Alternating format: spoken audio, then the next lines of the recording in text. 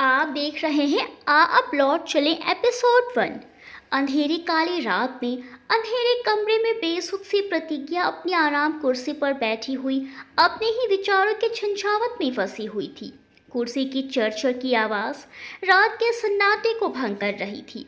कमरे के रोशनदान से छनकर आ रही कुछ रोशनी उसके पीले चेहरे पर पड़ती कुछ यूं प्रतीत हो रही थी जैसे दुनिया भर की सारी उदासी समेटे ढलती हुई शाम का सूरज।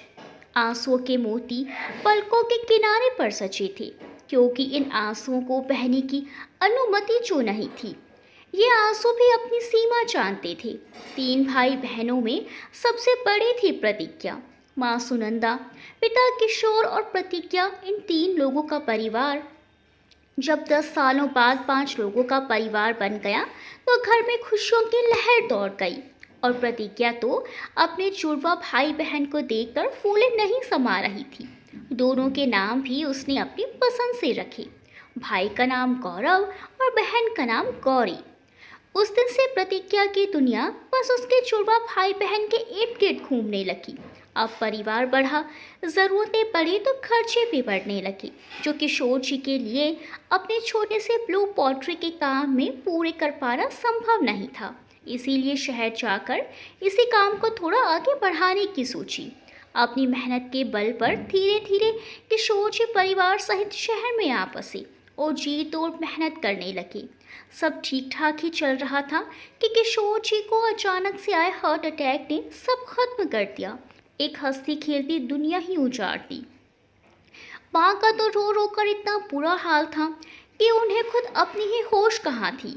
गौरव और गौरी प्रतिज्ञा से ही चिपके हुए थे, और प्रतिज्ञा, उसकी कौन सा उम्र ज़्यादा थी तब, ग्रेजुएशन का फर्स्ट ईयर ही था। मुश्किल से 19 की रही होगी, लेकिन फिर भी बड़ी हिम्मत से माँ और अपने छोटे भाई बहन को संभाला। अब घर की आखिरी उम्मीद प्रतिज्ञा ही थी, लेकिन सुनंदा जी की स्थिति संभलने का नाम नहीं ले रही थी। उन्होंने पति के बिना जीने की कभी सपने में भी कल्पना नहीं की थी। वह अक्सर बीमार रहने लगी और 2 साल बाद पति के पीछे पीछे सुनंदा जी भी इस दुनिया को अलविदा कह गई। 2 साल के अंतराल में दुखों की ये दोहरी मार प्रतिज्ञा ने अपने ऊपर रोक ली, लेकिन छोटे भाई बहन पर दुख की परछाई भी न पड़ने दी। जिंदगी जैसे तैसे फिर अपने ढर्रे पर चलने लगी। पिता के जाने के बाद उसने ही घर और कारोबार को संभाले रखा था, या यूं कहिए बांधे रखा था, जबकि उसको बिजनेस की कोई समझ भी नहीं थी। अकेली सब कैसे संभालेगी, इसी चिंता में खोले जा रही थी प्रतिज्ञा। गौरव को एमबीए करना था। पढ़ने में वह बहुत मेधावी था। उसने बहुत मेहनत करके स्कॉलरशिप के बल पर कॉलेज में दाखिला ले लिया, जिससे उसकी काफ़ी फीस कम हो गई।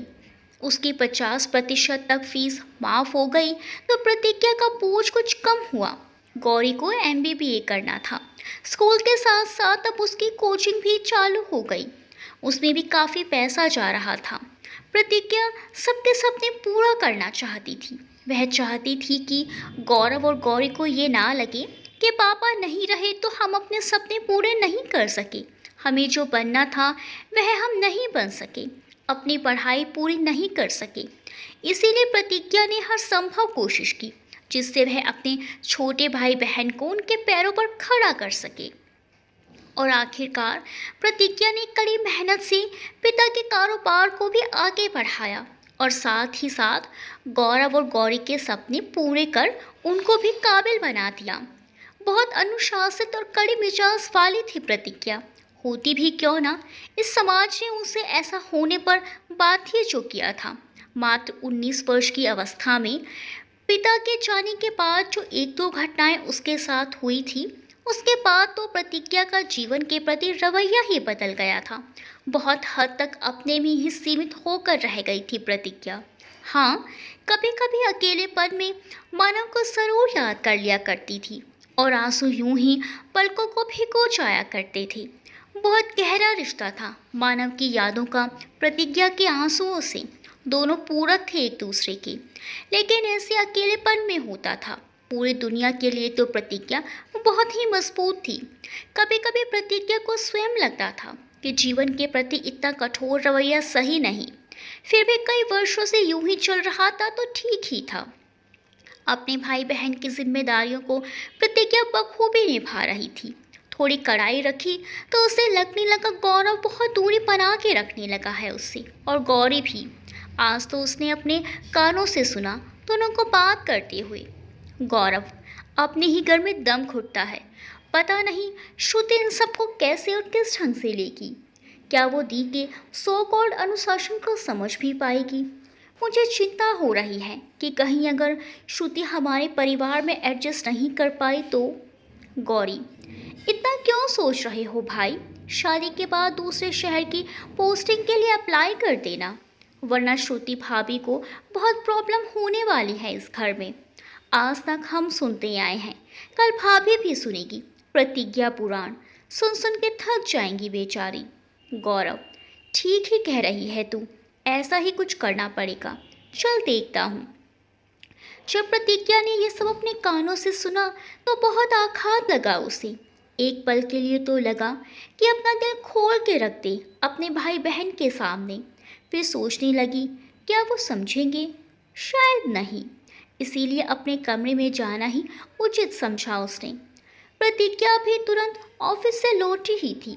नीचे चंदा बुआ से नींबू पानी का बोल के अपने कमरे में जा ही रही थी कि ये सब सुन लिया। कमरे में गई और आराम कुर्सी पे सिर टिका के आंखें बंद कर ली। आज उसे वाकई में मानव की बहुत याद आ रही थी। मानव से अलग होने के बाद भी प्रतिज्ञा का कोई दिन ऐसा नहीं जाता था जिस दिन वह मानव को याद ना करती हो, लेकिन उसे ढूंढने और पता लगाने की कभी कोशिश नहीं की। यही कारण था कि प्रतिज्ञा ने खुद को सोशल मीडिया से भी बिल्कुल दूर रखा था। जब उसके पिता किशोर जी जिंदा थे तो प्रतिज्ञा ये प्रतिज्ञा नहीं थी। वह तो किसी आज़ाद पंछी की तरह थी जो खुले आसमान में उड़ना चाहती थी। कॉलेज जाना, सहेलियों से मटर गश्ती करना, कभी बच्चों की तरह शाम को छत पर पतंग उड़ाना, शाम होते ही हर रोज़ सहेलियों के साथ गोलगप्पे खाना तो उसे बहुत भाता था। मानव पूछता भी था, थकती नहीं हो तुम इन सब से? थोड़े तो सीरियस हो जाओ लाइफ के प्रति। प्रतिज्ञा हंसकर कहती, कौन से ज़माने में रहते हो तुम मिस्टर वर्मा? इन सब से भी कोई थकता है भला? और रही लाइफ की बात तो ये सब तुम्हें ही संभालना है, मुझे नहीं। ये कहकर खूब खोल के हंसने लगती थी प्रतिज्ञा। और इस तरह बेपरवाह हंसती हुई प्रतिज्ञा को देखकर मानव सोचता था कि अपना सब कुछ हार जाऊं इस पगली पर। मानव का कोई भी सपना प्रतिज्ञा के बिना अधूरा था। अपने भविष्य के बारे में सब सोच रखा था मानव ने। बहुत ही होनहार लड़का था मानव। कोई भी ऐसा क्षेत्र नहीं था जो उसकी पहुंच से परे था। वह खुद तो मेडिकल की पढ़ाई कर ही रहा था, साथ ही साथ उसे अपने पापा के बिजनेस में भी काफ़ी इंटरेस्ट था। प्रतिज्ञा कितनी बार कह चुकी थी मानव से कि एक बार पापा से मिल लो ताकि वो तुम्हें थोड़ा देख ले, जान ले, लेकिन मानव ने प्रतिज्ञा की ये बात हमेशा काटी। वो कहता था, एक बार कुछ हासिल कर लेने दो प्रतिज्ञा, उसके बाद माँ पापा दोनों का आशीर्वाद लेंगे और माँ पापा भी अपनी प्रतिज्ञा की पसंद पर गर्व कर सकेंगे। फिर तुम्हें अपने घर वालों से भी तो मिलवाना है। और प्रतिज्ञा भी मानव की बातों में अपनी सहमति जता देती थी। यही सब सोचते सोचते बंद आंखों से अविरल अश्रुधारा बहने लगी। इतने सालों में पहली बार उसका स्वयं पर से नियंत्रण टूटता हुआ लगा। उसके कांपते हुए होंठ अपने आप ही कह पड़े, कहाँ हो तुम मानव? तभी चंदा बुआ कमरे में नींबू पानी लिए दाखिल हुई और लाइट ऑन कर कहने लगी, शाम के खाने की तैयारी कर रही थी, इसीलिए देर हो गई। पर तुम्हें क्या हुआ गुड़िया? अंधेरे में काहे बैठी हो? प्रतिज्ञा अपने आंसू छुपाते हुए, कुछ नहीं बुआ, बस सर में थोड़ा दर्द है, इसीलिए लाइट ऑफ कर दी थी। चंदा बुआ, तो हम कौन सा मर गए थे? हमें बुलाए लेती। लाओ हम तुम्हारे सर की मालिश कर दें। प्रतिज्ञा, नहीं नहीं बुआ, ठीक हो जाएगा, तुम जाओ, तुम्हें अभी बाकी काम भी तो करने हैं। चंदा बुआ, अच्छा, इतनी आसानी से कभी तुम्हारी बात हम माने हैं जो आज मान जाएंगे? चलो आओ, हम तुम्हारी मालिश करते हैं। और चंदा बुआ हल्के हल्के हाथों से प्रतिज्ञा के बालों में तेल लगा के मालिश करने लगी। चंदा बुआ प्रतिज्ञा के बालों में तेल लगा भी रही थी और बातें भी कर रही थी। जब प्रतिज्ञा 4 साल की थी तभी से चंदा बुआ इस घर में काम कर रही थी। पति की शादी से कुछ ही दिनों बाद मृत्यु हो गई, सो बेचारी अकेली बेसहारा हो गई। न बाल बच्चे, आगे पीछे कोई देखने वाला नहीं था। जब से इस घर में आई तब से ही अपना सारा वात्सल्य प्रतिज्ञा पर ही लुटाती है और प्रतिज्ञा भी उन्हें बुआ का मान देती है। इतने सालों में चंदा बुआ इतना ज़्यादा घुल मिल गई थी प्रतिज्ञा से कि कोई भी बात जो दिल में होती वो निसंकोच होकर प्रतिज्ञा से कह देती थी। आखिर एक वही तो थी जो प्रतिज्ञा के हर सुख दुख में उसके साथ खड़ी होती थी। दरअसल सार्थक और गौरी जुड़वा थे। उनके जन्म से कुछ दिन पहले ही चंदा बुआ प्रतिज्ञा के यहाँ काम मांगने आई थी। सुनंदा जी को भी उस समय ज़रूरत थी, इसीलिए प्रतिज्ञा के पापा ने चंदा बुआ को काम पे रख लिया और बस तब से चंदा बुआ इस घर की ही होके रह गई। सुनंदा जी बहुत मानती थी चंदा बुआ को और चंदा बुआ भी उनसे सगी भाभी सा स्नेह करने लगी थी और सबसे ज़्यादा प्यार प्रतिज्ञा से करती थी। प्रतिज्ञा भी बुआ बुआ करके दिन भर चंदा बुआ के पीछे घूमती रहती थी। दिन यूं ही बीतते रहे। माला के बारे में भी सबसे पहले चंदा बुआ को ही भनक लगी थी, पर प्रतिज्ञा ने चंदा बुआ से ये बात सबको बताने से मना किया था। फिर पापा के जाने के बाद चंदा बुआ ने कितना कहा, भौजी से बात कर लो गुड़िया, लेकिन प्रतिज्ञा नहीं मानी। वह बस एक ही रट लगाए रहती, गौरव और गौरी बहुत छोटे हैं बुआ, कम से कम इस वक्त में इतनी स्वार्थी नहीं हो सकती हूँ। लेकिन चंदा बुआ की अनुभवी नजरें वो तो भविष्य देख रही थी। उन्हें प्रतिज्ञा की बहुत ज़्यादा फिक्र थी। अब तक चंदा बुआ का तेल लगाना खत्म हो चुका था। चंदा बुआ प्रतिज्ञा का अस्त व्यस्त कमरा ठीक करने लगी और साथ साथ बातें भी कर रही थी। चंदा बुआ, गुड़िया अब तो गौरव ने भी अपनी पसंद बता दी है। एक बार भी शर्म ना आई छोरे को अपने ब्याह की बात करते हुए। ना ही ख्याल आया बड़ी बहन के बारे में। इन्हीं लोगों के लिए तुमने। प्रतिज्ञा, बुआ बस करो, कब तक पुरानी बातों को दोहराती रहोगी। चंदा बुआ, कैसे ना करूं गुड़िया, मन कचोटता है तुम्हारे लिए, हमारी बात मान लो ना। प्रतिज्ञा, अब इच्छा नहीं होती बुआ किसी चीज़ की। अभी तो बस बिजनेस को बहुत ऊंचाइयों तक पहुंचा के गौरव के हाथ में देकर कहीं दूर चली जाऊंगी। लेकिन हाँ, तुम्हें साथ ही लेकर जाऊंगी, जहाँ जाऊंगी दोनों साथ में जाएंगे। चंदा बुआ, हाँ तो हम जाएंगे ही तुम्हारे साथ।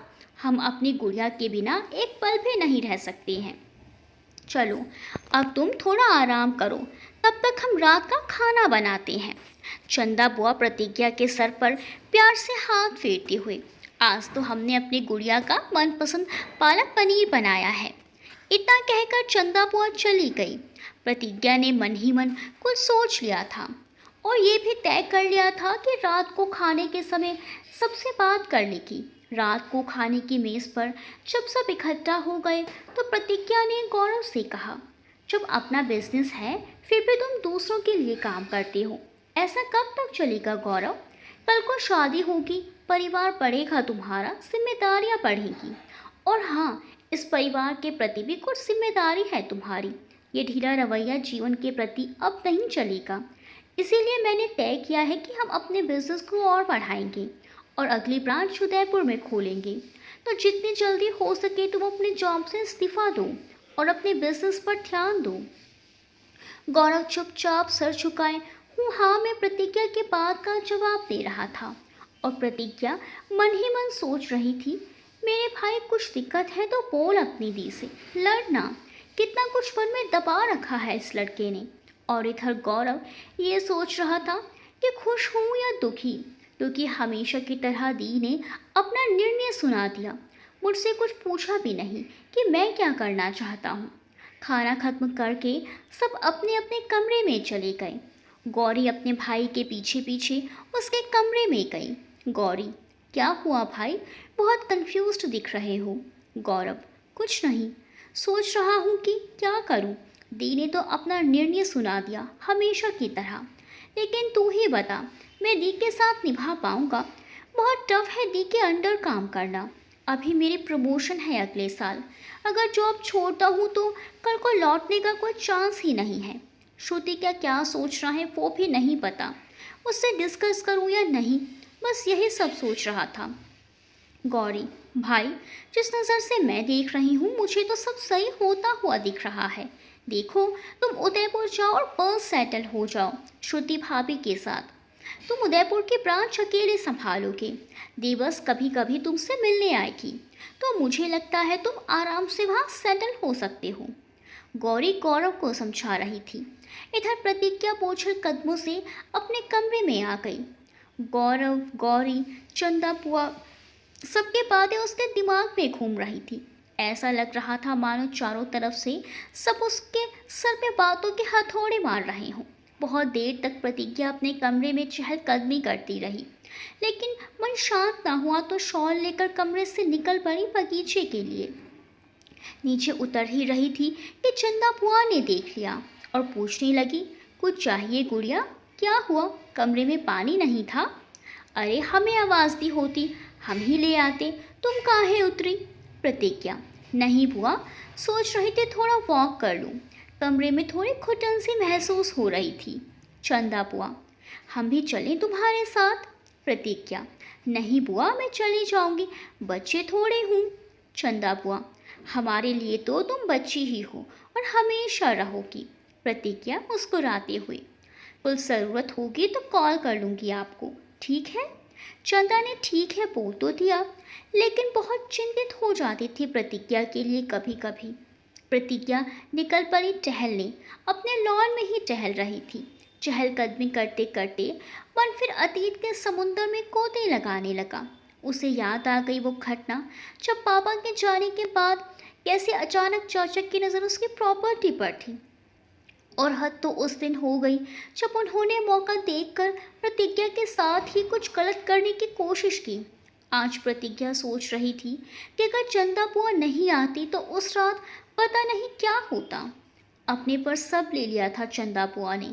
माँ भी नहीं जान पाई थी कि चाचा ने चंदा बुआ के साथ नहीं, मेरे साथ गलत करने की कोशिश की थी। चंदा बुआ ने प्रतिज्ञा से किसी को कुछ ना बताने की कसम दी थी। सभी रिश्तेदार कह रहे थे कि चंदा की ही चाल चलन ठीक नहीं होगी, लेकिन माँ ने कड़े शब्दों में कहा था कि चंदा ऐसी है ही नहीं, मुझे चंदा पर पूरा भरोसा है।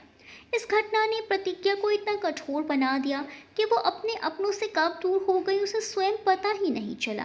प्रतिज्ञा यूं ही बहुत देर तक अतीत के गलियारों में चक्कर लगाती रही। यूँ किसी को लगता है कि एक लड़की उसके लिए उपलब्ध है और उन्हें ये भी लगता है कि वो लड़की सहज ही तैयार भी हो जाएगी।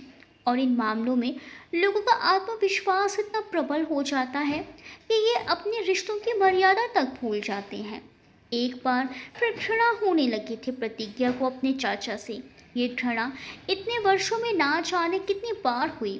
बहुत बार मानव से कहना चाहा प्रतिज्ञा ने, लेकिन हर बार चंदा बुआ ने कसम दे दी। चंदा बुआ का कहना था कि गुड़िया, उसे एक डरावना सपना समझकर भूल जाओ, क्योंकि ऐसे मामलों में अक्सर सब लड़के को ही दोषी मानते हैं। लेकिन प्रतिज्ञा, वो तो मानव से कोई भेद नहीं रखना चाहती थी। वो चाहती थी कि एक बार सब मानव को सब बता के अपने दिल का बोझ हल्का कर ले। वह ये सब सोच ही रही थी कि चंदा बुआ आ गई। चंदा बुआ, अब और कितने रास्ते नापने हैं गुड़िया, चलो सो जाओ जाके। प्रतिज्ञा, मैं आ ही रही थी बुआ, तुम क्यों आई? चंदा बुआ, तुम ही आ जाती तो हम क्यों आते भला? तुम्हारी आदत हो गई है हमें सताने की। अब चलो जल्दी जाकर आराम करो। प्रतिज्ञा चंदा बुआ के साथ चली आई। सब अपने अपने कमरे में सोने चले गए। प्रतिज्ञा भी आ गई, लेकिन नींद वो तो आने का नाम ही नहीं ले रही थी। आज प्रतिज्ञा को बड़ी इच्छा हो रही थी मानव के बारे में जानने की। कैसा होगा वो, कहाँ होगा वो, शादी हो गई होगी या नहीं अब तक तो हो गई होगी शायद। उम्र का फ़र्क तो उसके चेहरे पर भी पड़ा ही होगा। अपनी आराम कुर्सी पर बैठकर ही आंखें बंद किए सोच रही थी प्रतिज्ञा कि अचानक से उठी और अपनी अलमारी खोली। उसमें से अपनी बरसों पुरानी डायरी निकाली। पेज पलटा और मानव का नंबर सामने था। मानव का नंबर देखते ही आंखें आंसू से भर आई। प्रतिज्ञा की आंसू पोंछते हुए नंबर पढ़ा और डायरी को अपने सीने से लगा लिया। ऐसा नहीं था कि यह नंबर प्रतिज्ञा को याद नहीं था, शायद वो स्वयं से भी झूठ कहती थी। हर बार मानव का नंबर देखती और स्वयं से कहती कि नहीं, अब इन सब का कोई मतलब नहीं। ये सब सोचते सोचते कब आराम कुर्सी पर ही आंख लग गई, उसे पता ही नहीं चला। सुबह गौरी किसी काम से प्रतिज्ञा के कमरे में आई और पाया कि उसकी दी कुर्सी पे ही सो गई रात को। गौरी मुंहफट थी, मनमौजी थी, लेकिन थी तो प्रतिज्ञा की सगी बहन ही। खून का रिश्ता था दोनों में। उसने डायरी लेके टेबल पर रख दी और एक चादर प्रतिज्ञा को ओढ़ा दी। गौरी सोच रही थी, अपनी कंपनी है, अपना बिजनेस है, जब चाहे तो ऑफिस जा सकती है। भाई की तरह नहीं कि कोई बॉस तलवार लेकर सर पे खड़ा है। ओह, दी सोते हुए कितनी प्यारी लगती है ना, क्योंकि अभी ऑर्डर नहीं चला सकती है हम पर, ज़रा सी भी अपनी केयर नहीं करती। अगर मुझे एक दिन के लिए इस घर की मालकिन बना दिया जाए ना दी की तरह, तो मैं सबसे पहले इन्हें एक अच्छे से स्पा में लेकर जाऊंगी और फेशियल, पेडिक्योर, मैनिक्योर, थोड़ा सा हेयर कट वगैरह करवा के लुक ही चेंज कर दूंगी। लेकिन ये तो प्रतिज्ञा दी है और इन्हें किसी और की बात सुनाई कहाँ देती है। पहले उसने ध्यान नहीं दिया, लेकिन बाद में उसकी नज़र एक बार फिर डायरी के ऊपर गई। गौरी डायरी अपने हाथों में लेकर देखने लगी। बड़ी पुरानी थी। डायरी के पहले पन्ने पर उन सबकी फैमिली फ़ोटो थी। उस फोटो में पापा भी थे। माँ की गोद में भाई और पापा की गोद में गौरी खुद। और दी पापा के कंधे पर हाथ रखे हुए खड़ी थी और पापा बड़े प्यार से मुस्कुराते हुए एक हाथ में गौरी को गोद में पकड़े हुए थे और एक हाथ से दी का हाथ उस फोटो में। प्रतिज्ञा के लिए पापा का प्यार और विश्वास साफ झलक रहा था। ये देखकर गौरी सोचने लगी, शायद ये पापा की फेवरेट होंगी। फिर आगे पन्ने पलटने लगी तो देखा बहुत कुछ लिखा है प्रतिज्ञा ने। अब पढ़ना तो संभव नहीं था, इसीलिए गौरी ने मोबाइल निकाला। दिमाग भी कम नहीं था इस लड़की के पास। झटझट पन्ने पलटते हुए फोटो क्लिक करने लगी। एक पन्ने पर देखा, इसे मानव वर्मा का नंबर लिखा था। उसकी आंखें भी कैमरे जैसी ही थी। एक बार कोई नंबर देख ले फिर याद ही हो जाता था उसे। गौरी ने जल्दी जल्दी फोटो क्लिक की और जैसे ही जाने के लिए पलटी, प्रतिज्ञा चंदा बुआ का नाम लेके नींद में ही बुलाने लगी और गौरी के हाथ से डायरी छूट गई। फिर गौरी ने फटाफट मोबाइल जेब में डाला और प्रतिज्ञा से पूछने लगी, क्या हुआ दी, कुछ चाहिए आपको? प्रतिज्ञा अचानक उठी और पूछा, तुम कब आई? गौरी अपनी घबराहट संभालते हुए बोली, बस अभी आई हूँ दी, आते ही देखा आप सो रही हैं और ये डायरी नीचे गिरी है, तो मैंने सोचा आपको चादर उड़ा दूँ, उसके बाद डायरी उठा दूँगी। प्रतिज्ञा हड़बड़ा कर, डायरी कहाँ है डायरी, और तो किस काम से आई थी? फिर प्रतिज्ञा जल्दी से डायरी उठाने लगी। गौरी बोली, कुछ नहीं, बस चंदा बुआ ने आपको देखकर आने को कहा कि प्रतिज्ञा उठ गई है या नहीं। अब मैं चलती हूँ, मुझे देर हो रही है, शाम को मिलते हैं, बाय। और हवा की तरह गौरी गायब हो गई। लेकिन प्रतिज्ञा सोच में पड़ गई कि कहीं इस लड़की ने कुछ देखा तो नहीं। पता नहीं कब आँख लग गई मेरी, मैं भी ना डायरी रख के ही सोती, पर नींद कहाँ आ रही थी उस वक्त। और इधर गौरी सोच रही थी, क्या था उस डायरी में जो थी इतना घबरा गई। आखिर पता नहीं क्यों गौरी के दिमाग के घोड़े रुकने का नाम नहीं ले रहे थे। सबसे पहले तो उसने मोबाइल निकाला और मानव वर्मा का नंबर सेव किया। फिर बारी थी डायरी के पन्नों को पढ़ने की, लेकिन उसे हॉस्पिटल जाने के लिए देरी हो रही थी। गौरी पेशे से डॉक्टर थी, जयपुर सिटी हॉस्पिटल में, लेकिन अभी उसकी मेडिकल की पढ़ाई पूरी नहीं हुई थी। वह अभी इंटर्नशिप ही कर रही थी। गौरी जल्दी से तैयार होकर नाश्ते के टेबल पे गई। देखा कोई नहीं है वहाँ। फिर चंदा बुआ नाश्ता लेकर आई। गौरी ने मौका अच्छा देखकर चंदा बुआ का हाथ पकड़कर अपने पास बैठा लिया और बोली, बैठो ना बुआ, कुछ बात करनी है आपसे। चंदा बुआ भी बैठ गई। गौरी, बुआ आप तो सबसे ज़्यादा दी से प्यार करती हैं ना? चंदा बुआ, लो कर लो बात। हम क्या, हमारी गुड़िया भी सबसे ज़्यादा हमें से प्यार करती है। ये सुनकर गौरी मुस्कुराने लगी। चंदा बुआ, हंस रही हो तुम? हम क्या मजाक कर रहे हैं? गौरी, नहीं मजाक क्यों करेंगे हम तो जानते ही हैं कि आपके फेवरेट तो दी ही हैं। क्या पापा की भी फेवरेट दी ही थी? चंदा बुआ, भैया भैया किसी में भेदभाव न करते थे। वो तो सबसे एक समान प्रेम करते थे। उनकी नज़र में कोई छोटा बड़ा न था। भैया प्यार तो करते थे गुड़िया से, लेकिन ये फेवरेट वेवरेट का मुझे नहीं पता। हाँ, एक बात और कह दे रही हूँ, गुड़िया को जब भी देखती हूँ भैया याद आ जाते हैं। कहते हुए चंदा बुआ की आंखें भर आई, गौरी की भी आंखें भर आई। कुछ सोचकर फिर अचानक से बोल पड़ी, अच्छा बुआ, मैं शाम को ज़रा देर से आऊँगी, वो मेरी मानव सर के साथ मीटिंग है। कहकर गौरी चोरी चोरी चंदा बुआ को भी देख रही थी। चंदा बुआ मानव का नाम सुनते ही चौकन्नी हो गई और पूछा, कौन मानव? कोई नया दोस्त है तुम्हारा? गौरी, नहीं नहीं, हमारे सर हैं। आज वो सभी बच्चों से मीटिंग करने आ रहे हैं। क्यों, आप जानती हैं किसी मानव को? चंदा बुआ, नहीं, हम कहाँ से जानेंगे। लेकिन गौरी निश्चिंत हो गई कि हो ना हो दी वाले मानव वर्मा को वो ज़रूर जानती है। गौरी ने नाश्ता किया और निकल गई हॉस्पिटल के लिए। रास्ते पर आगे के बारे में सोचती रही, इस मानव वर्मा का पता कैसे लगाऊं। गौरी हॉस्पिटल पहुंची। आज उसकी ड्यूटी ऑन्कोलॉजी डिपार्टमेंट में थी, तो सारा दिन बड़ा ही व्यस्त रहा। फ्री होकर उसने अपनी सबसे प्यारी दोस्त रीना को भी फ़ोन करके कैंटीन में चाय पीने के लिए बुला लिया। रीना वैसे गौरी की सीनियर थी, पर दोनों में काफ़ी गहरी मित्रता थी। जब अपनी फ्रेंड रीना से मिली तो उसने मानव वर्मा के बारे में डिस्कस किया। जब रीना ने मानव वर्मा का नाम सुना तो वह अनायास ही बोल पड़ी, कौन मानव वर्मा? उदयपुर अपोलो हॉस्पिटल के जाने माने कार्डियो सर्जन मानव वर्मा, जो अभी एक बच्चे की बड़ी क्रिटिकल हार्ट सर्जरी करके सुर्खियों में बने हुए थे। क्या तुम उन्हीं की बात कर रही हो? गौरी, पता नहीं यार, ये वही मानव वर्मा है या नहीं, अभी तो बस नाम मिला है, आगे और भी बहुत कुछ पता करना है। वैसे तुम बताओ, तुम कैसे जानती हो इन मानव वर्मा को? रीना, अरे जब मैंने मेडिकल की पढ़ाई पूरी की तो मैंने नीट पीजी के लिए एग्ज़ाम के लिए ड्रॉप किया था ना। उसी दौरान मैंने उदयपुर अपोलो हॉस्पिटल में 7-8 महीने के लिए जॉब की थी। वहीं पर मेरी मुलाकात डॉक्टर मानव वर्मा से हुई। वैसे तो उनका अपना खुद का हॉस्पिटल भी है, हीलिंग ट्री हॉस्पिटल के नाम से, लेकिन अपोलो हॉस्पिटल में भी वो as a visiting cardio surgeon काम करते हैं। उदयपुर के बड़े मशहूर और जाने माने कार्डियो सर्जन हैं वो। पूरे उदयपुर में मशहूर है क्रिटिकल केसेस हैंडल करने के लिए। सुना है उनके द्वारा की गई सर्जरीज आज तक कभी भी फेल नहीं हुई। 100% सक्सेस रेट है उनके सर्जरीज का। अभी बहुत दिनों से टच में नहीं हूँ।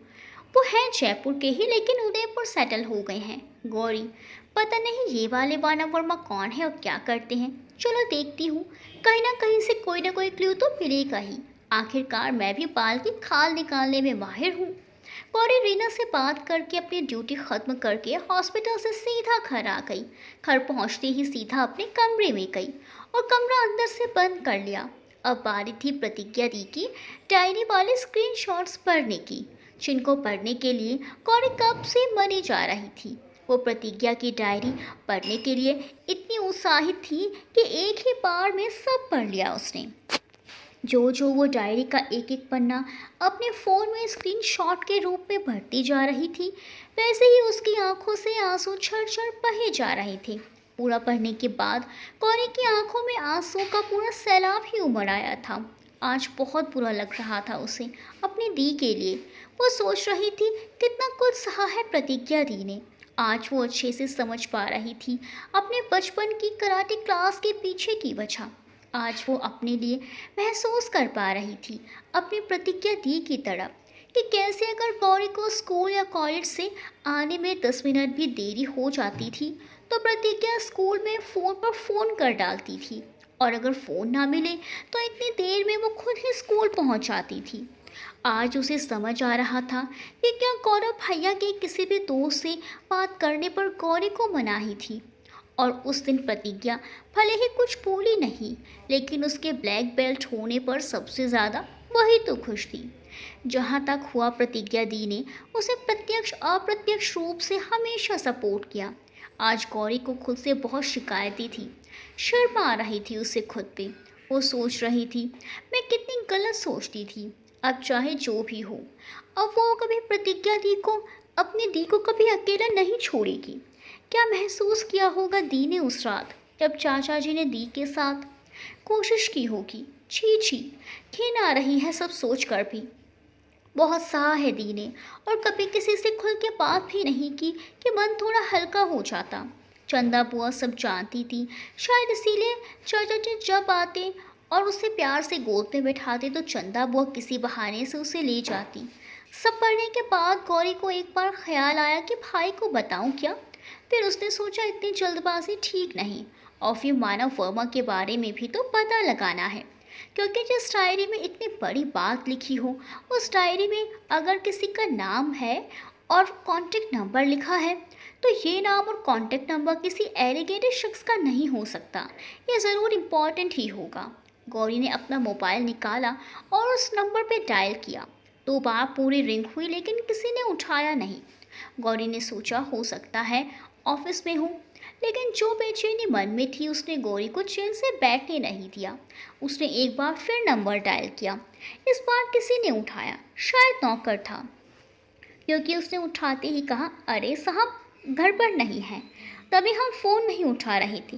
गौरी ने पूछा, क्यों, कहाँ है साहब? नौकर, कहाँ है मतलब? अरे अभी हॉस्पिटल में ही होंगे ना इस समय तो। नौकर के मुंह से इतना सुनते ही गौरी को शक हुआ कि कहीं ये वो वाले डॉक्टर मानव वर्मा तो नहीं जिनके बारे में रीना बता रही थी। गौरी, वैसे आप बता सकते हैं कि ये नंबर कहाँ का है? नौकर, बड़ी अजीब है आप, साहब को जानती हैं और उनको फ़ोन भी मिलाया है, लेकिन कहाँ रहते हैं सो नहीं जानती आप। अब तो पहले आप ये बताइए कि आप कौन से साहब को खोज रही हैं? गौरी, ये बीकानेर वाले मानव शर्मा का ही नंबर है ना, जिनका अपना बहुत बड़ा कपड़ों का बिजनेस है? नौकर, जी नहीं, ये उदयपुर वाले मानव वर्मा का नंबर है, और वो बिजनेस नहीं करते हैं, बल्कि बहुत बड़े डॉक्टर हैं हमारे साहब। अब फ़ोन रखिए, और भी काम है हमारे पास। अब गौरी 110% दावे के साथ कह सकती थी कि ये रीना वाले ही मानव वर्मा है। मन तो कह रहा था कि सीधे उदयपुर से के लिए निकल पड़े, लेकिन अभी इस पर बहुत सारा होमवर्क करना था, जिसमें उसकी मदद बस चंदा बुआ ही कर सकती थी। अब गौरी सीधे चंदा बुआ के पास पहुंच गई। गौरी, चंदा बुआ, कहाँ हैं आप? चंदा बुआ, क्या हो गया, काहे घर को सर पे उठाए रही हो?